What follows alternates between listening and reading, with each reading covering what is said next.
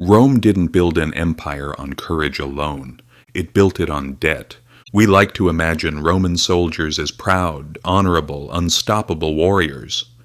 But behind those shining armors was a harsh truth: money. Because every one of those soldiers needed food, weapons, roads, pay, horse feed, siege engines, all of which meant money.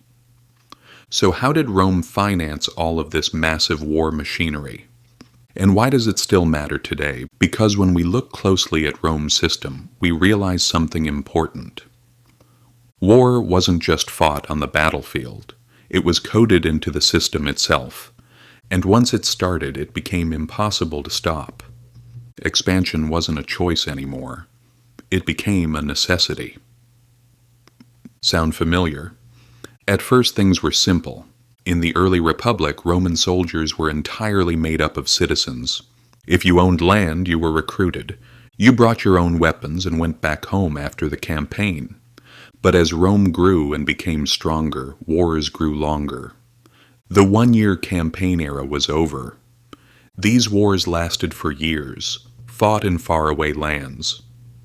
So, professional, well-trained soldiers were needed. And that's when the state took over the financing. Armies started to receive salaries, maybe small but enough to buy loyalty. Then things took a dramatic turn. Conquest became a business model. New land meant new taxes, new slaves, new gold, new income. War became a self-financing cycle. But that's where the danger began. Rome didn't just rely on taxes. During major wars, especially the Punic Wars against Carthage, the state borrowed heavily from the rich. And these weren't patriotic donations. They were investments. And investors wanted returns, interest, privileges, trade rights, tax collection licenses. In short, war became a business. The more profitable the wars, the more wars Rome fought. Sound familiar again? Over time, everything began to adapt to this system. Generals were no longer just soldiers. They were investors. Senators became business partners in war, and much of the state's operations were taken over by private contractors, known as publicani, who made enormous profits. Rome had turned into a corporation, a kind of toga-wearing military-industrial capitalism. But there was a problem. This system was expensive. Wars never ended and revenues weren't enough. So eventually, the state began reducing the silver content in its coins. In other words, it diluted the money. What began as a small trick under Nero became standard practice for centuries. The once trusted denarius slowly turned into a worthless piece of metal. The result?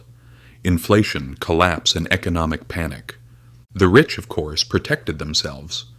They hid their wealth in land, slaves, and foreign accounts.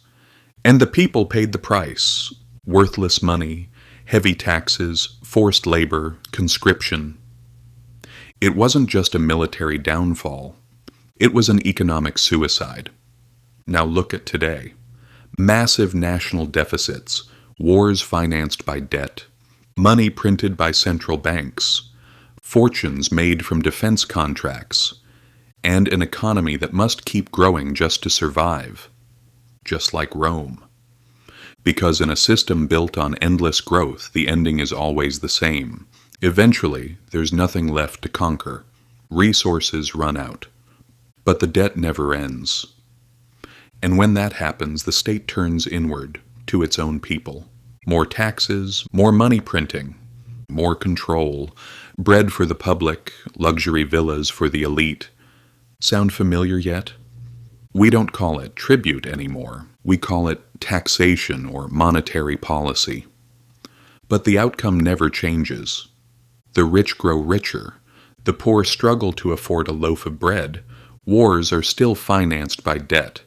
And the poor always end up paying the price. History tells us one clear truth. Empires don't collapse because of their enemies. They collapse when the math stops working. Rome lived through it. And we're repeating the same story, just the digital version. Money still follows power. War is still profitable. And the illusion still works. Until the day it doesn't. So the first step is to recognize the pattern. Inflation is never an accident. Debt is not freedom. And growth can't last forever. You can't completely escape the system, but you can understand it. Keep your eyes open. Build your own resistance, financially and mentally. Because now you know. This game was built on your not understanding it, but now you do. And once you understand, you can never unsee it. That's why history matters. It doesn't just tell us about the past, it warns us about the future. Don't forget to subscribe.